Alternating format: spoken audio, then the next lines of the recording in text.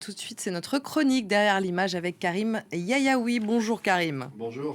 Alors demain, les Iraniens se rendront aux urnes pour le second tour de la présidentielle en Iran. Ils choisiront entre le réformateur Massoud Pezeshkian et l'ultra-conservateur Saïd Jalili. Karim, vous rentrez d'Iran, vous avez assisté au premier tour et on va s'arrêter sur cette image, sur cette photo cette semaine qui est celle d'un vieil homme considéré comme le plus puissant d'Iran. Alors, cet homme, on découvre cette photo, c'est justement au moment du premier tour de cette élection que vous venez d'évoquer. Cet homme, c'est le guide suprême iranien, l'ayatollah Ali Khamenei. On était là avec Andrew Illiar et Abdallah Malkawi au moment où cette photo a été prise.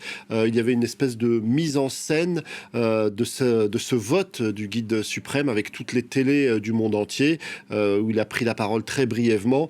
C'était dans une mosquée, puisqu'en Iran, souvent les mosquées sont transformées en bureaux de vote. C'est intéressant de voir cet homme voter pour donner de l'importance à cet événement qui est cette élection présidentielle, tout en sachant que la réalité du pouvoir en Iran est entre les mains du guide suprême, un poste qui a été créé en 1979. Tout le monde se souvient de l'ayatollah Khomeini, celui qui a été le premier guide suprême de la révolution iranienne. Et il a occupé ce poste jusqu'en 1989. Si ce poste existe depuis 1979, il est au cœur de l'organisation politique telle qu'elle existe en Iran. Ce guide suprême est élu par une assemblée des experts. D'ailleurs, elle a été renouvelée tout récemment lors d'élections, en même temps que les élections législatives il y a quelques mois. Et ce guide suprême, en quelque sorte, chapeaute toutes les institutions les plus puissantes en Iran. Il a, en quelque sorte, le dernier mot sur toutes les orientations stratégiques du pays. Et il a bien plus de pouvoir que le président qui va être élu pour 4 ans. Et il faut le rappeler, le système iranien est particulier puisque c'est le religieux qui prime sur le pouvoir politique en Iran.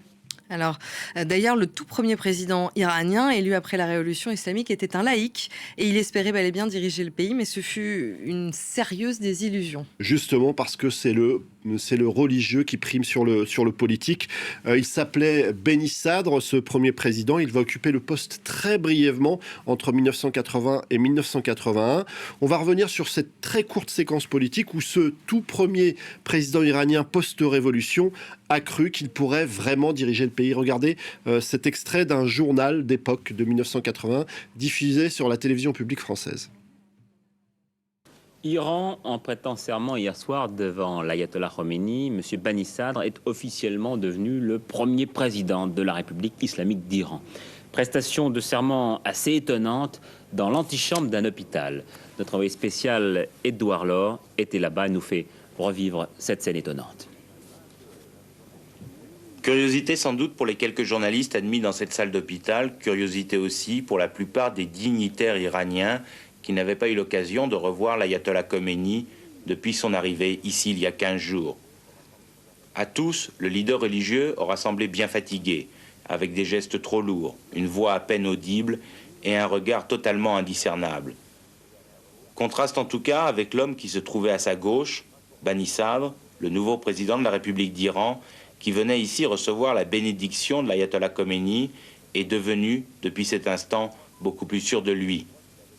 À croire que les 75% de voix qu'il avait obtenues ne lui suffisaient pas. À croire aussi que dès cet instant, Bani Sadr pouvait enfin s'imposer à tous ceux qui étaient là, pour quelques-uns contraints, les membres du Conseil de la Révolution, appelés à disparaître au plus tard, après les élections législatives, donc dans moins d'un mois. Et parmi eux, quelques dignitaires du pouvoir religieux, des mollahs, qui ont aujourd'hui bien du mal à digérer que la plus haute charge de l'État soit confiée à un laïc. Alors les mollahs qui finalement n'accepteront jamais que ce laïc prenne le pouvoir. Beni Sadr sera destitué et il sera remplacé, devinez par qui ?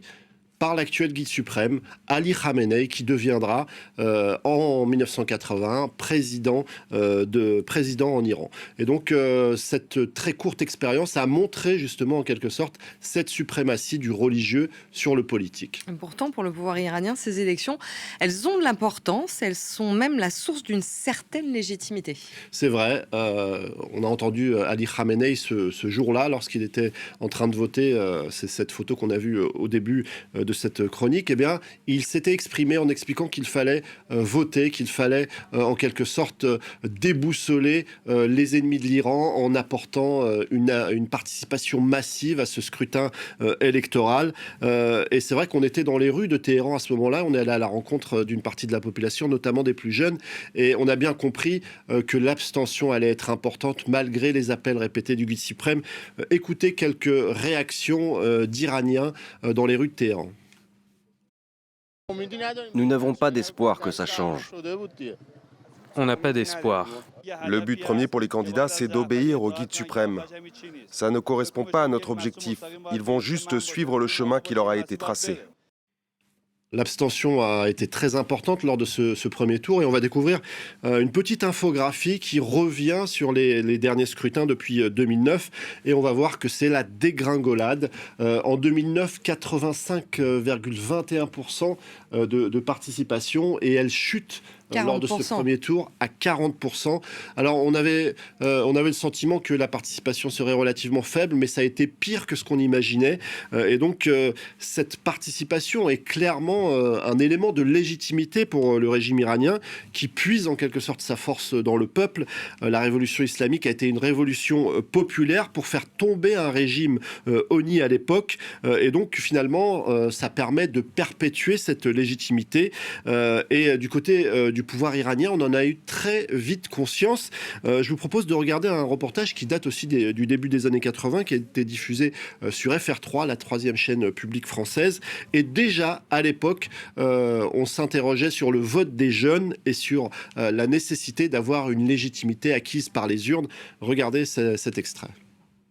Élection présidentielle sans surprise en Iran. Le candidat du parti islamique, le Ayatollah Islam Khamenei, est assuré d'être élu. Mais dans le climat actuel, cette élection est l'occasion pour les autorités de tester la popularité du régime islamique.